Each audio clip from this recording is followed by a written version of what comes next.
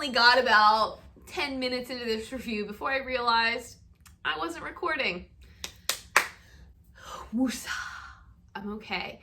I think it doesn't help the fact that this was not a book that I enjoyed, but we're moving past that. Today's book, The Friends We Keep by Jane Green.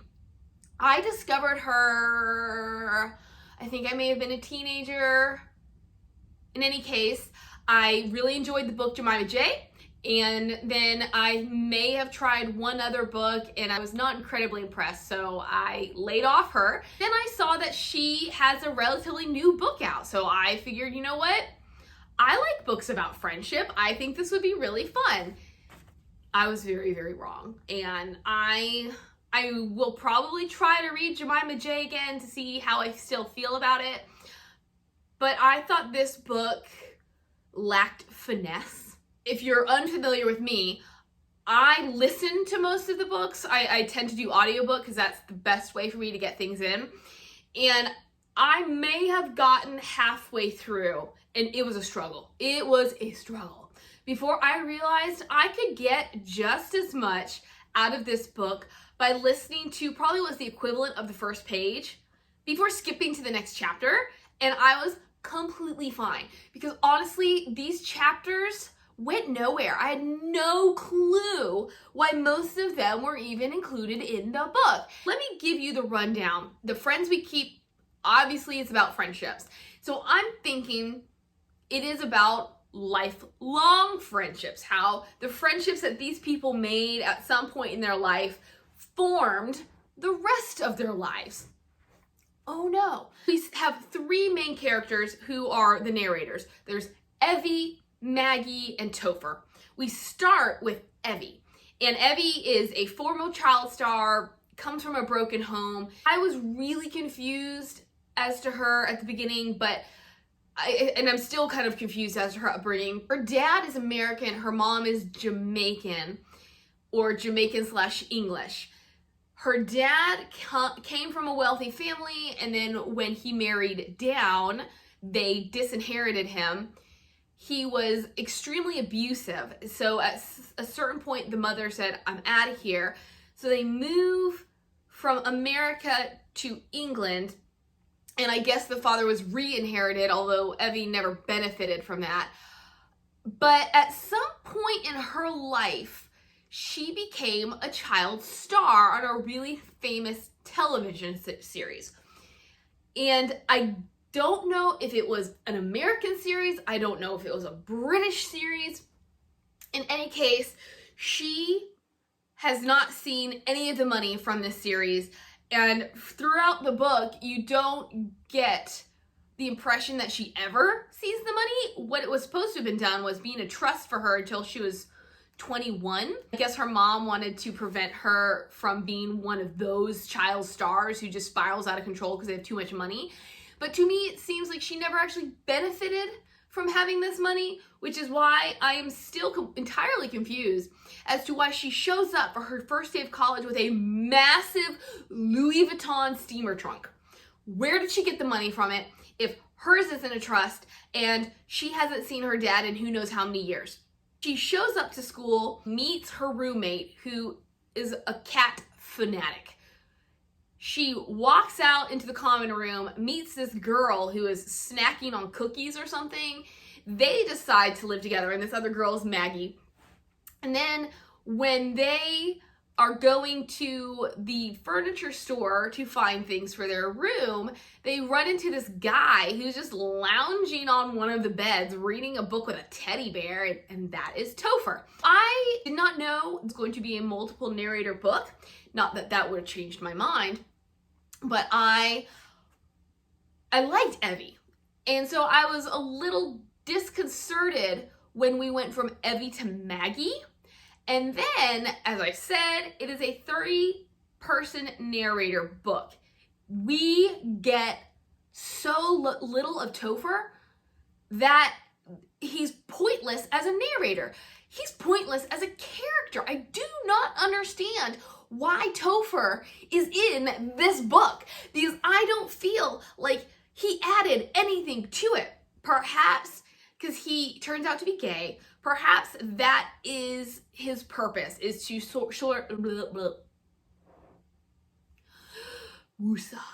Perhaps his purpose is to shed light on this lifestyle, or perhaps because the book took place or started in the 80s and it went through present day, it was to also shed light on the gay scene in the 80s when AIDS came up and all that. I don't really know. Or it also because when we first meet him, he doesn't really have a sexual preference. Evie thinks he's gay. He won't say he's gay, and then he comes out. He's like, yes, I'm gay. I finally figured it out.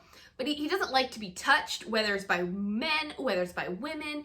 And even though he's had sexual encounters, he prefers not to have sexual encounters. And so then that's where my brain started going, was, okay, let's unpack that. Let's see what this means, where this is coming from. We do learn that and here's a spoiler, he had been molested as a child by his tennis coach.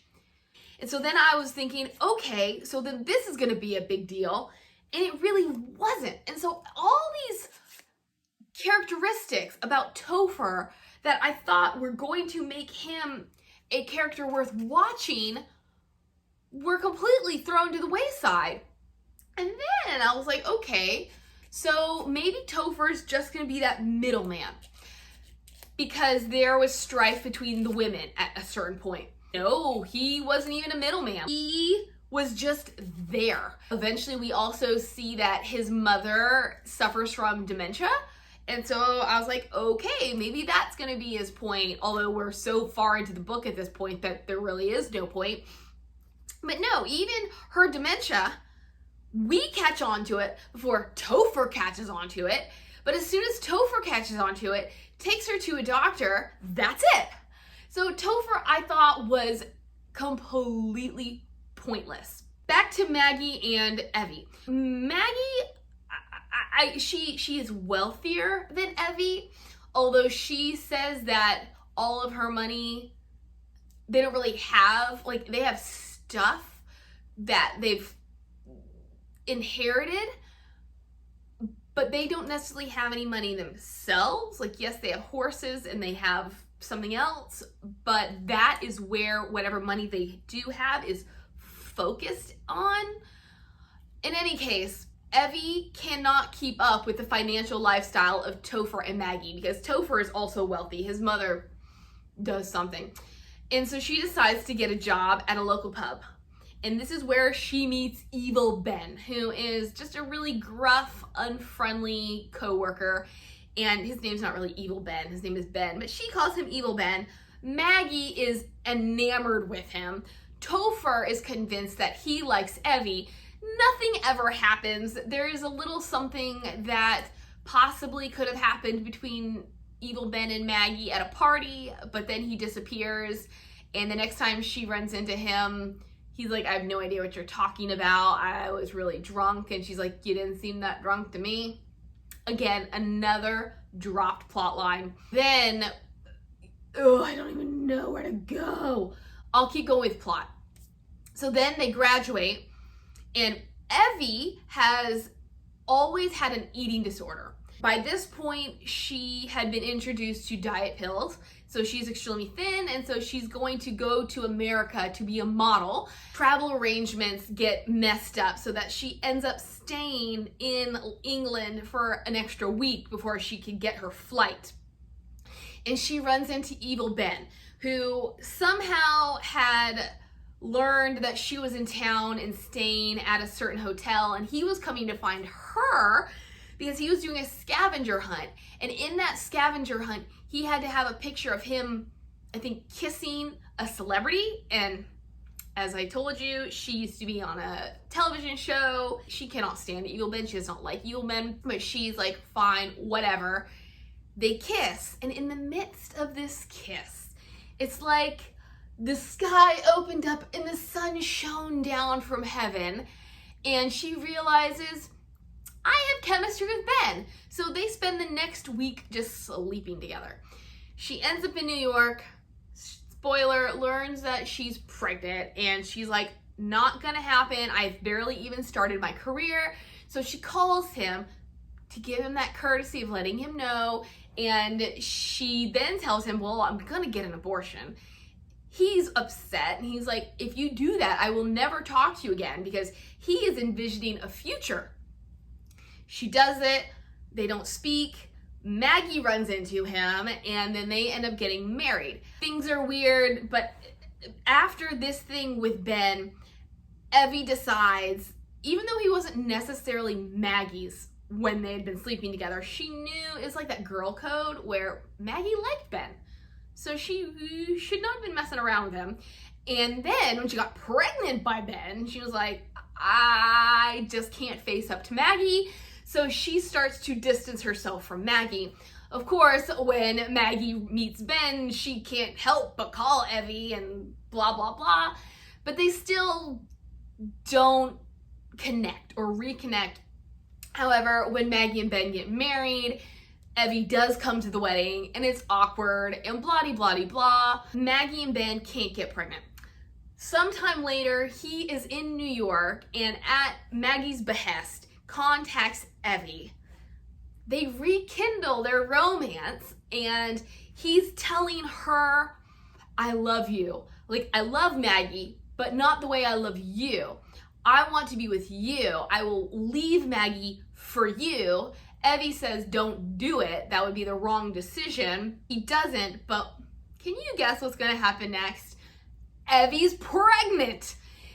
She decides to keep the baby this time, and she refuses to tell Ben. However, because she's this famous supermodel, when it's revealed that she's had a baby, Ben calls her up and says, is it mine? And she lies to him. That's that. She severs ties even more. She does whatever she can to prevent anybody who might be a link from realizing that this baby, who she names Jack, is Ben's. She can't model. She begins doing, I think, a styling business, but it never quite gives her the same income that she had as a model. She ends up kind of downsizing more and more and more until she ends up in the country somewhere, and she meets a man named Lance, who, they get married. It's abusive. At a certain point, she starts gaining weight, and he doesn't like that. So he becomes verbally, emotionally abusive towards her. He has an affair. She finds out about it, and she's like, thank the Lord, it's about time that I have a reason to divorce him. But now her Jack is grown. She has no income, and she decides, you know what? I'm gonna go to my 30th college reunion. So she comes back to London. She meets Topher and Maggie, and they have this great time together, and then they decide, because at this point, spoiler, Ben has died. Maggie had been in this severe state of depression. They have this great idea, like, hey, we're all in our 50s and we're single. Why don't we just move into Maggie's house? And of course, Evie is bringing this knowledge that she slept with Ben, she had Ben's kid. She's bringing this into the house with her. But things are going fine until one day, spoiler alert, and we all knew it was going to happen, so is it really a spoiler? Jack shows up unannounced, throws everything into chaos. Everybody, though, eventually makes up. You know, Maggie's like, I hate it. It's going to take me a while to completely come to terms with it, but you are one of my best friends. My life has not been this good since before you and Topher moved in. Let's keep on trucking. They open a restaurant together, and that's the end of the book. I do not understand why it's called The Friends We Keep, because they're not really friends. This was something that I started to touch on earlier, but decided to forego so that I didn't extend that plot synopsis. The book simply, for me, covers too much time. We go from the mid-80s to 2019. We only get bits and pieces of each time period, and I don't feel like Green effectively developed her characters in each of those times or the plots in each of those times, which is how I honestly was able to read the first page of each chapter and move on without missing anything. I kept waiting and waiting because the one plot line that really drove the novel was Evie's duplicity, her affair with Ben, her pregnancy. And so I kept waiting. You knew it was gonna happen. You knew she was gonna get caught. And so I was waiting and waiting and waiting. And then the moment finally came, and it was so underwhelming. I could have thrown my phone at the wall. What happened was Evie and Maggie had been out looking for places to have their business. Topher was the only one home. He's there, a car pulls up, and he's like, oh, what's going on? This dude steps out of the car, and he's like, I know exactly who that is. And then when Maggie and Evie get home, Maggie essentially faints. She wakes up and she kicks Evie out of the house. She has a discussion with Jack. And then we see Evie trying to adjust to living in a crappy apartment, putting her life together when her best friend doesn't want to talk to her, her son doesn't want to talk to her, she has no money, she still wants to start this business, but blah, blah, blah. And so I was like, that's it. And then Maggie forgives her. I'm all for forgiveness. That's not my problem. My problem was that this scene was as one note as the entire book. There was no emotion whatsoever in this entire book. And then we get to the whole thing of, well, when Maggie finally talks it out with Evie about how the affair happened, how she ended up getting pregnant, and then Evie gives it to her, and Maggie is saying, but did you love him? Like, what was going on? And Evie said, it did mean something. But I knew that his feelings weren't what he thought they were, and my feelings weren't what I thought they were, because Ben had been an alcoholic, and so she had a really bad track record with men, had, basically been putting Ben on this pedestal, and then after coming to live with Maggie and learning about his other side, she realizes that he wasn't so perfect after all, and so obviously neither of their feelings were what they thought they were, and blah, blah, blah, and I was just, I thought that was very disparate from what we were presented, and maybe that is how life goes, where our emotions, our hormones can make something much more intense and can make us believe we feel something much more severely than we actually do, just because, yeah, we don't really know this person. We just have good sexual prowess and physical chemistry. I thought that Green downplayed that so much that the whole storyline was negated. I disagreed with what she was trying to go with, and so I couldn't figure out why she would paint their relationship as so intense and so believable, and something that I think would have been better, because I never bought Maggie and Ben, because we never got to see Maggie and Ben together. All we knew is that Maggie was obsessed with Ben. Maggie wanted to be with Ben, but why did Ben want to be with Maggie? Because even when he's talking to Evie, he's like, what I have with her is not what I have with you. What I feel for her is not what I feel for you. Which, please explain to me. This sounds like a line to me. How can you love both of us? I don't understand. But we're not going to get into that. Talking about Ben and talking about the formatting of this book, I've already told you I don't like how much ground Green tried to cover. But the other formatting issue I had was the story opens with this unnamed guy who is trying to salvage his marriage. He has bought plane tickets, he has booked a room at the hotel where he and his wife had their honeymoon. He is gonna come home and surprise her with this, only to get a text message that she had already filed for divorce. We get nothing more about that. And it's only at that last 4th mark that we realize that the guy was Ben and that Maggie was his wife. And so I could not figure out why Green chose to start her book this way, because you get the impression that the book is going to be about this guy and his wife, and how somehow their relationship is going to have to come from this whole friendship idea because it's the friends we keep.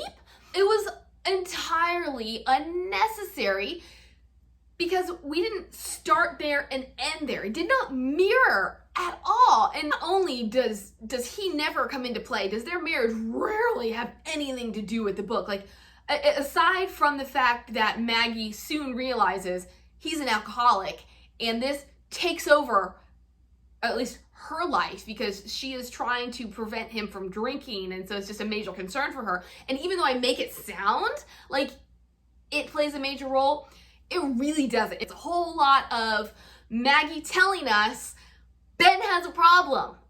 And then we get this really weird moment where they go to a neighborhood party. Maggie is thinking about having a drink, thinking about not having a drink, and then we pull back from her and have this one instance where the narrator, the author, tells us what Maggie doesn't know is that Ben's hiding his 3rd beer behind his back. And I was like, excuse me, where did we just go? It was the weirdest moment. So whoever edited this book, you need to be fired, because it just was not well done at all. It was the blandest, most boring book well, not maybe ever, but it's up there in my top 5 of bland, boring books. I'm trying to tell you, we don't really see the alcoholism. This is not a major plot point that we get to see develop. We are told because Green is trying so hard to fit so much into this book. We are told he's an alcoholic. We are shown a couple of scenes that tell us he's an alcoholic, and then he dies. Somehow I put together that he's the guy from the very beginning of the novel.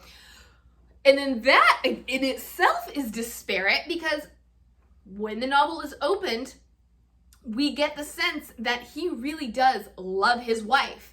He has made mistakes, but he loves his wife. Haven't I already told you we get nothing about why Ben wants to be with Maggie? Their marriage is a sham. It's in shambles. Obviously, that's how we're seeing the other side, where Maggie has already filed for divorce from him. Where are these two perspectives supposed to connect? Where is the beginning of the book supposed to come into play with the end of their marriage? Nothing makes sense in this book. Okay, we could have had Evie meet Maggie, then they meet the useless Topher, then yeah, maybe have that first year, and then show them move in together the next year, and then we've graduated. So maybe, yes, have the Ben affair, show Evie becoming a success, show Topher becoming a success, show Maggie doing whatever she's doing. Fast forward another 5 or 10 years. We don't need to go every single year. We don't even need to go every other year. Like, we need to focus on certain points that show our characters developing, and then we can move on so that we can show those developments moving into another stage, that they're all building to create a story, to create a house.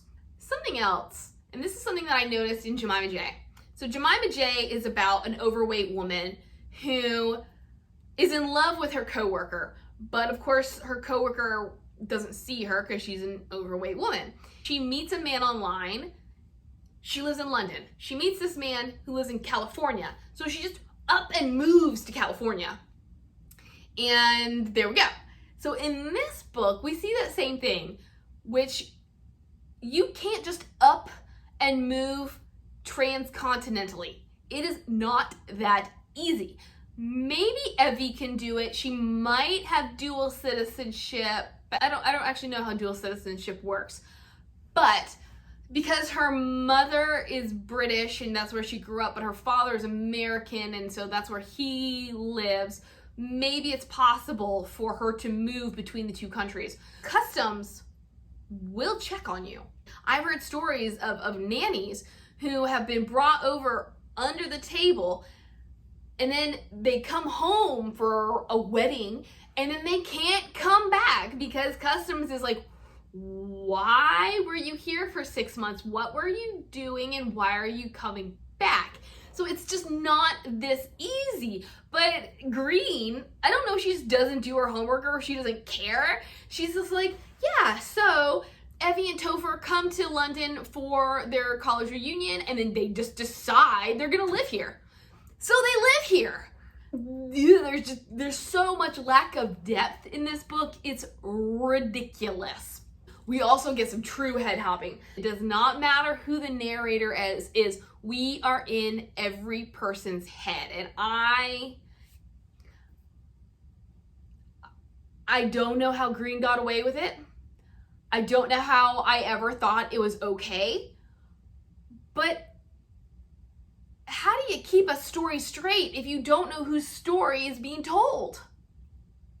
So, Evie, her eating disorder, I thought was going to be a much bigger plot point. Because it starts almost from the very beginning when we first meet her, and we're getting this background as to her child stardom and how she has been on this diet since she was 11 years old, and how she keeps yo-yoing. She's always so focused on her weight that I'm thinking, this is a message. This is something important that the author is going to impart, that she is going to explore, that we are going to learn more about. Nothing. We never get a proper introduction or exploration into the psyche of it, into why it's wrong or right, into how Evie feels about it. Does Evie recognize it as a problem that should be addressed?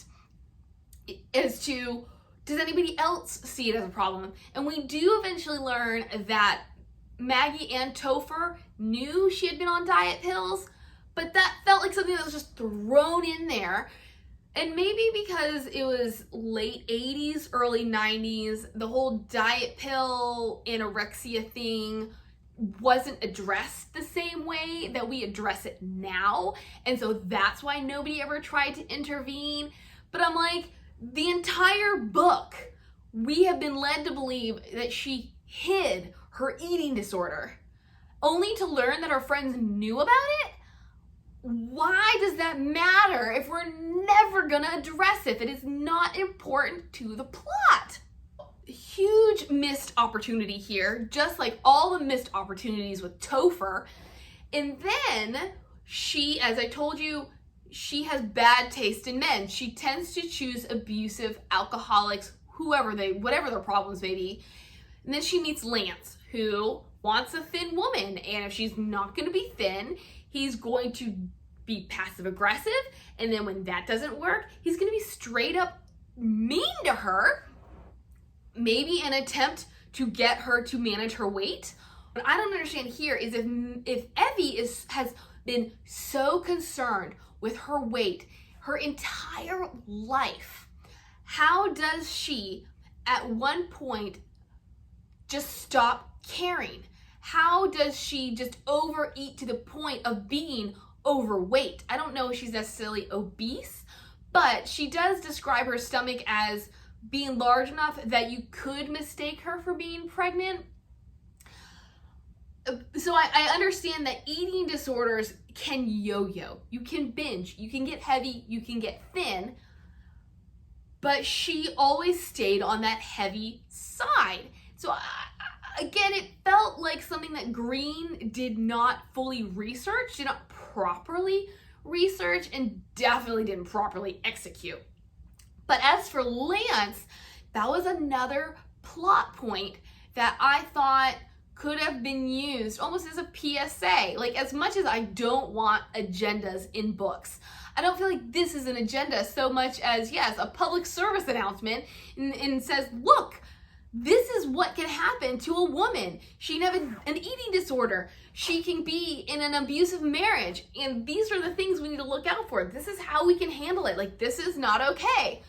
But we get none of that. All we get is Evie knowing there's a problem, Evie doing nothing about the problem until she finally has her way out. And then she's like, hallelujah, praise the Lord, see you later. You can, like, this other woman that you're having an affair with, she can deal with your problems rather than me. You know, there was no emotional issue. There was no tension. There was no guilt. There was no attachment to her husband that made her say, even though I want to get out, I don't know if I should get out. What will I do without my husband? Like, there was none of that. She just was able to snap her fingers, get over her eating disorder, leave her husband.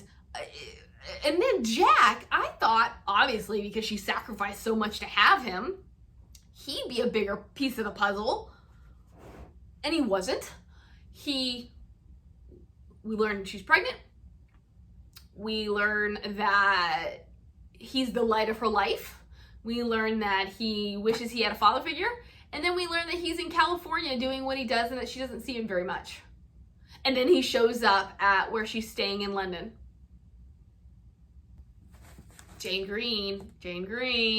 The only good thing I can say about this novel is that it is easy reading. It's very simple, which is good or bad. It's good because you don't have to put too much thought into it. You can just keep going, and what you get is what you get. You don't have to read into it. You just have to read it. But on the other hand, this is not a beach read. This is not something that's supposed to be a beach read that you don't need to put much thought into. This has so many tough subjects that you should have to think about things. You should have to read into what's going on. But yeah, so that is it for The Friends We Keep. Hope you enjoyed it, and I will see you for another review. Hasta la vista.